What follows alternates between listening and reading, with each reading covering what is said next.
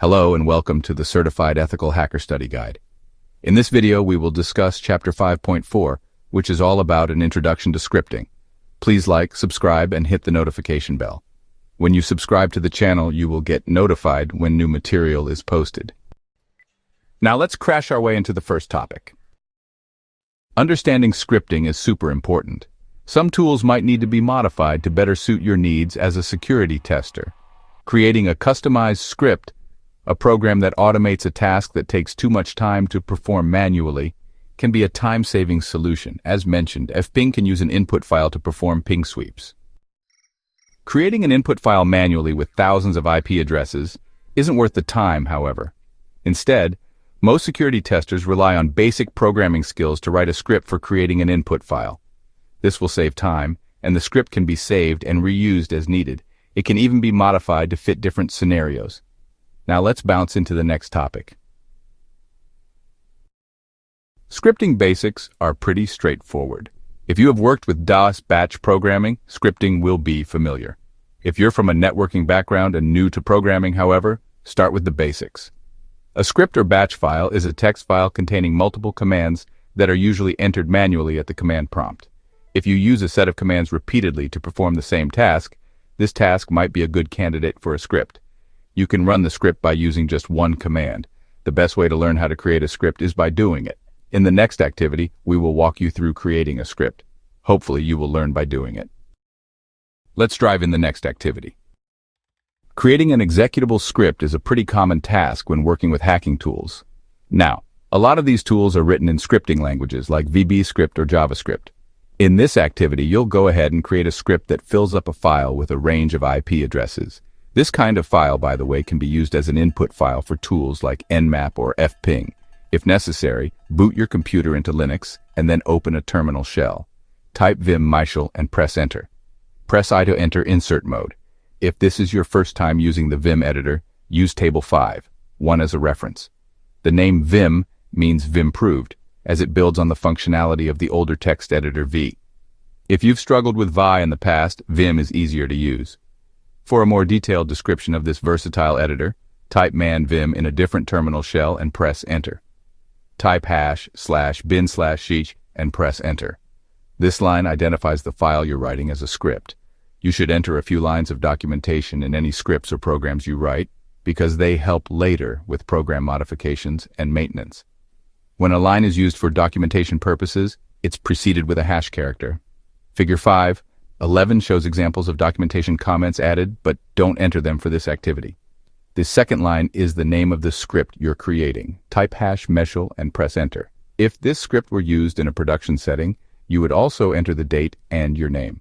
Read the documentation comments added in Figure 5:11 about the purpose of the script, but don't type them in your script. Your script should have only #bin/sheech and #mishal statements so far. Let's run into the rest of the activity. Type network_ID =193.145.85 and press enter. Be sure to include the quotation marks and the period after 85. Because you aren't using this script on a live network, the address entered in this line doesn't matter. Type count =0 and press enter.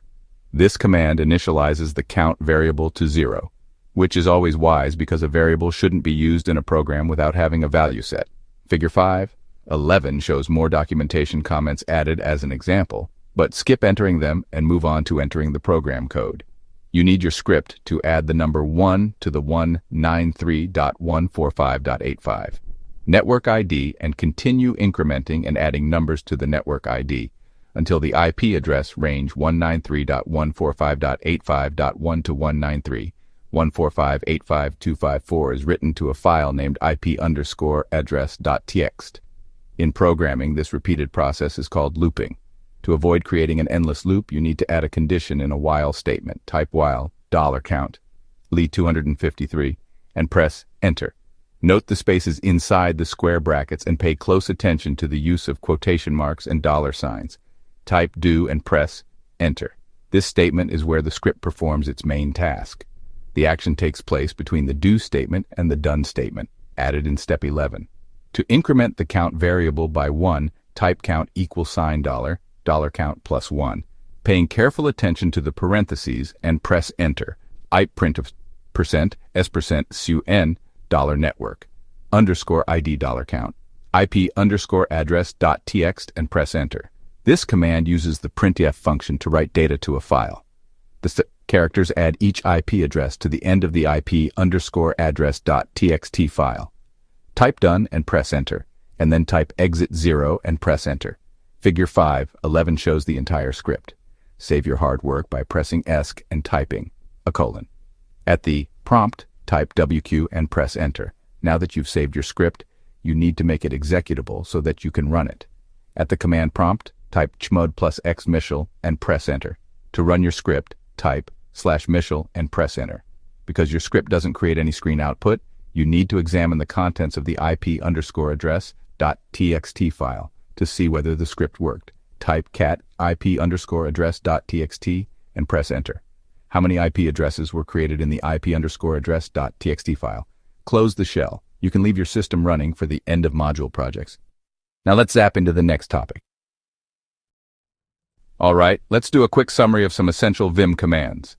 The lowercase a command appends text after the insert point, while uppercase I inserts text before the insertion point. The delete key, when you're in insert mode, actually overwrites the last character. Pressing X deletes the current character. DD removes the entire current line, and DW deletes the current word. Finally, P will replace the previously deleted text. Pretty handy stuff to have in your toolkit. WQ will write changes and quits the edit session. Finally, ZZ exits VI and saves all changes. These are some of the more common commands you can use. More commands can be found to add more advanced commands. If you find this video useful, please hit the like button, leave a comment, and subscribe to the channel. To see more videos like this, please click in the rectangle in the middle of your screen. To see other videos from this channel, please click the circle on the bottom right. Thanks for watching. See you on the next one.